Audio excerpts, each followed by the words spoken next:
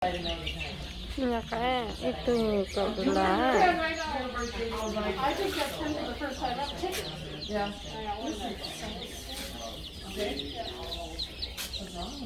Saya jangan nolak itu kebelah, itu kebelah, itu kebelah. Oh, the checks? Yeah, it's 2 days. I just got them Wednesday. Oh, Masa no, yeah, checks are supposed no itu kebelah ya. to be made a couple months ago.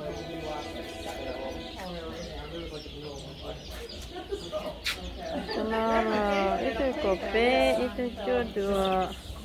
Just try to do what I can for him. Lagi dia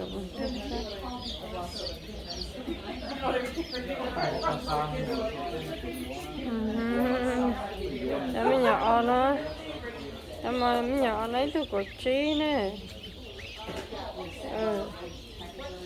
Itu sebenarnya dia. Sebenarnya itu nenggoci nè, jadi ame, anak-anak. Nenggoci, karena itu nenggoci nè.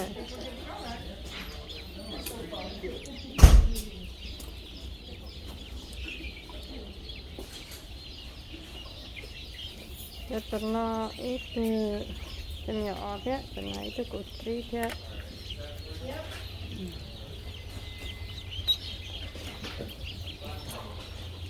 Ternyata cái itu kebelah.